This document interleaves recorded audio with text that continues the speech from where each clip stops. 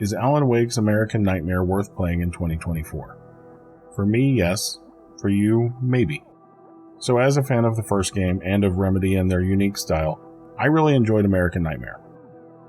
That said, I could see this not landing for, well, anyone that isn't a big fan of Remedy or Alan Wake. So to get what I believe is an obvious question out of the way, why did I decide to play this now? So I didn't play Alan Wake initially on release. I only went back and finished it when I decided that I wanted to play Control. At the time, I went back and played Alan Wake, which I absolutely adored, and then I went through and played Quantum Break, which I actually enjoyed more than most people. I skipped American Nightmare at the time because I was in a rush to play Control, and many people said, don't bother with American Nightmare. So I didn't.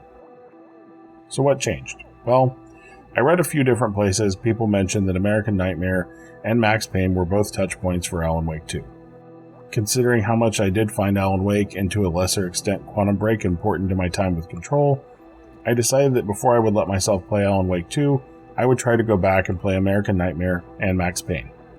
And I'm explaining all that to give some context that I think may be helpful. I am fully bought into the Remedy universe that they are creating. And if I wasn't, and I wasn't such a big fan of the first game, I don't think I would care about American Nightmare at all. As a standalone product, I would absolutely not recommend this game. If you didn't love the first game, you won't like this. If you don't care about the Remedy universe, you won't care about this. Essentially, if you are not standing at that intersection of I enjoyed Alan Wake and I love the Remedy connected universe, I would skip this. However, if you are standing at that intersection, pick this up. You can regularly get it for less than $3, and you will likely enjoy what is here. So with that, and I realize this is slightly out of order, what is Alan Wake's American Nightmare? So there are two parts.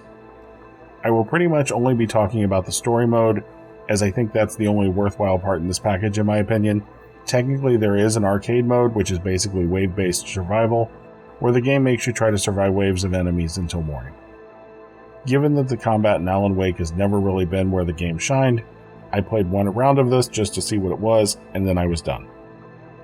As far as the story mode, so without giving any spoilers, it's about 5 hours or so of content, depending on how fast you go and how much you look for the optional stuff. There are journal pages to find, TVs to watch, radios to listen to. You also fill in a little more of the story at the end of Alan Wake.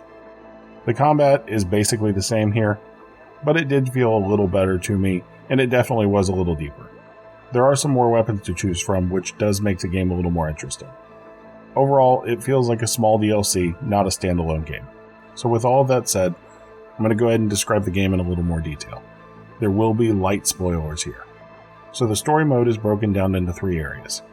Each area has one story character that you can interact with, in addition to Mr. Scratch, who is the primary enemy throughout. You will go through each of these areas 3 times, with each subsequent trip taking less and less time. Each trip will also be a little more challenging than the last, and also slightly different than the last. As mentioned, there are journal pages you can find, TVs and radios to listen to on each trip, which are all different on each trip, and then there are some conversations with the 3 characters, some of which are optional. Through all of these interactions and collectibles, you will fill in some details on what's been happening while Alan has been away, and also what he has been up to in the Dark Place. You will also get some more details on Night Springs, which is a fictional show that's referenced in Alan Wake and the Remedy universe. And all of that is basically why you're playing the game. It definitely feels like Alan Wake. You get all of the same vibes, even if it's not quite as deep of a story here. Yet, similar to Alan Wake, if the story and the atmosphere don't interest you, there's nothing else worth your time here. It's not to say that the combat is bad, but it's not enjoyable enough on its own to recommend the experience. If you are a fan though, I think you will really enjoy this short experience. As you likely have noticed, I didn't describe much about the combat other than it's a slight improvement over the last game. Again, that's because this game is really only meant for people that played the first game. That said, if you've never played the first game, and you think you'd enjoy a game that's Stephen King meets Twin Peaks, with weirdness and horror vibes, with very limited jump scare moments, please check out the first game. It is fantastic in my opinion, and then check out American Nightmare. So, to summarize, play this if you're a fan of the original, skip it if you're anyone else. If you enjoyed the video, maybe hit like or subscribe. The next game in the series will be Kingdom Come Deliverance. Thanks for watching, and I'll see you for the next one.